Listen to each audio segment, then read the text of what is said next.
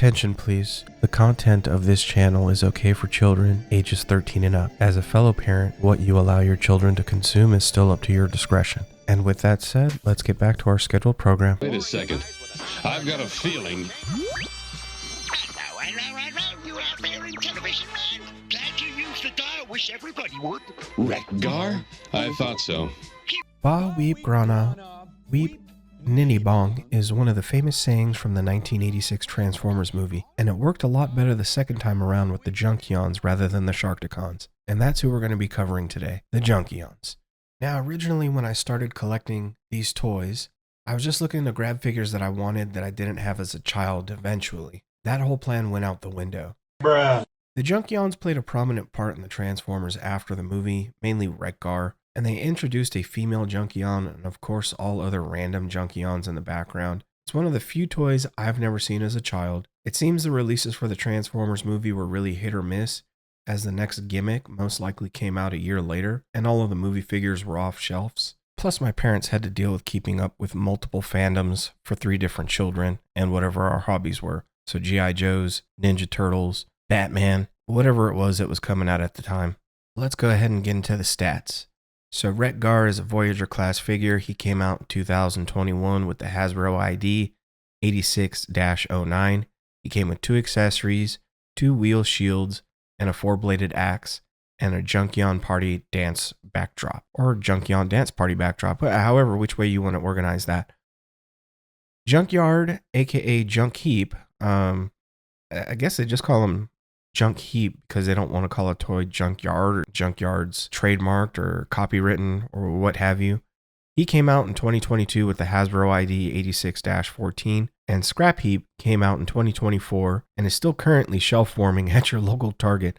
We have another Junkion who I think is pretty popular. I'm pretty sure as of, the initial reveal of this guy kind of sold out across the way. So did he? Stop the cap. His ID number is 86-24. With Junkheap, they changed it up and they gave him a blaster instead of a 4-bladed axe. All of the Junkion figures stand at 6.5 inches tall. Although they seem a lot bigger than that, I feel if they would have been just 6 inches, they would have been perfect for me personally. These figures are just too damn big compared to all the other Studio Series 86 figures that came before them. I guess the big takeaway or intended gimmick was, with these figures, is the G1 version of Wreck-Gar, which is the only Junkion that released. That's not entirely true. There's the variants like Detritus or Detrius or whatever they call them. Detritus, bro, which is basically a repainted hound and is a mercenary or something. But let's not segue too far. The big takeaway or intended gimmick with these figures is that the G1 version, Wreck-Gar, could not ride another G1 Wreck-Gar in his alt mode. So the whole purpose of these figures is so they can transform and ride each other like in the cartoon. Pause. Nah,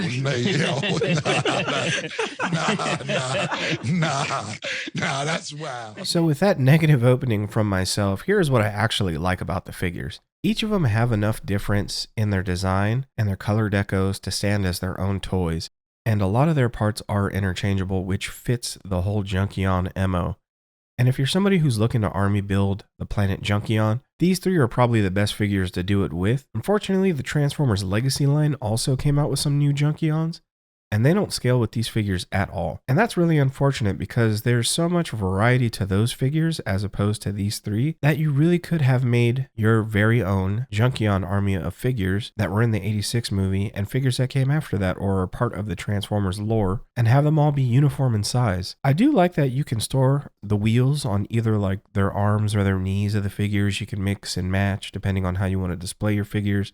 Like one wheel on a kneecap and one wheel on one of those little wrist pin thingies. Again, everybody's going to get their own value out of these things. Speaking of which, the price is where things kind of get dodgy with this figure. They're all priced $32 to $35. However, Scrapheap and Junkheap are just not as familiar or regular to anyone who is not a if you know Transformers collector. Let's get a move on. Best to you each morning, Octane. I'd probably be a jerk too if I was made of junk.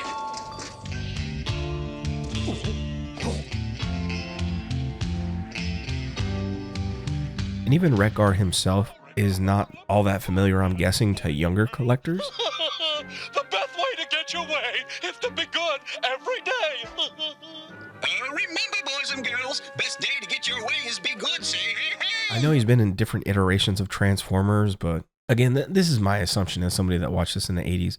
You shouldn't assume things. It's kind of stupid. Anyways, I can't really recall what I paid for each of these figures. I know Junkheap I bought at Target, and I also bought Scrapheap at Target, mainly because my daughter grabbed one of them, and I figured since I didn't really want a Junkion to begin with in my collection, I would just let my daughter have a Junkion.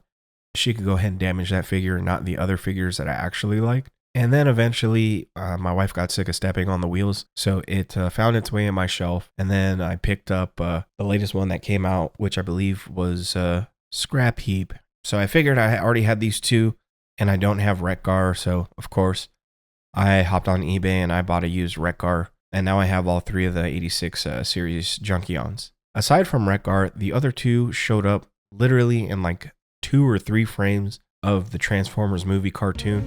So if you want to talk about an imagination to stretch something out of nothing, that's where these two characters came from. There's so many other Junkion designs that were in the movie I would have liked to have seen. Like the guys, the one guy that has like the weird little visor going through his face like Cyclops, or like somebody that has like a wheel in their chest. That would have been interesting for them to at least change up the transformation of this figure. That would have been cool. For the value at $32 to $35, like I can't say if this is, you know, something that if you got to have it, cool, but I would probably pass on these figures. Again, at the end of the day, the only thing I don't like about this figure is the scale. That's it. That is my only complaint. The details of the figure are great. The paint apps are great. The figures are pretty filled and solid. Pause. Minus their thighs, of course. These aren't the type of characters that I would purchase any kind of upgrade kit for, so I'm not even going to bother looking any of that stuff up to see what you can do to enhance these figures. They are pretty much like huge Sharkticons as far as my collection goes. Like if I see a Sharkticon, probably going to buy a Sharkticon. It's $25, great figure.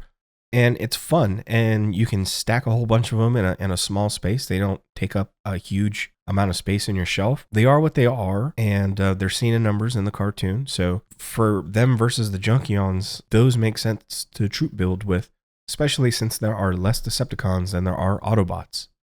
Hasbro has been pretty on point with their Studio Series 86 releases.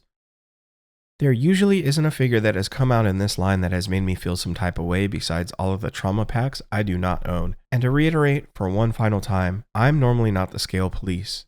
A few prominent creators said Ultra Magnus is too damn big, and honestly I think he's perfect. Originally, I was really negative and unenthused to do this video, but the more I think about it from an artist's perspective when I'm editing these videos, is I try to come in with a game plan or a purpose or a reminder of why I'm even doing this. And then as I'm putting this YouTube sandwich together, I see a cool clip or something that's, you know, visually assistive to maybe jog your memory or my memory as an elder collector, just to visualize like why this character is significant. And then maybe somebody who's new, who didn't grow up with this character the way that I did, can see why this is actually a significant character, or why this character has so many variations of this toy. And just like video games and video game reviews, at the end of the day, Astrobots!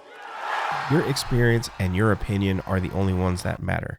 Someone out there had the creativity and the ability to make something out of nothing. Literally, 2 of these figures have a total of 10 to 15 seconds of screen time throughout 5 seasons of Transformers.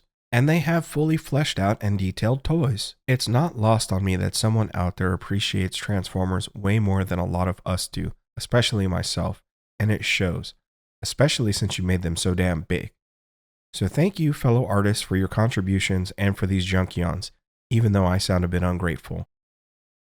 So if you made it this far, I just want to say thank you very much, and I appreciate your support. If you like the contents of today's video, please give a thumbs up, and if you'd like to continue seeing videos like this, please drop a subscribe. I have plenty of figures I'd like to talk about on this channel eventually. But that's all for now. I'll see you in the next one. Peace out.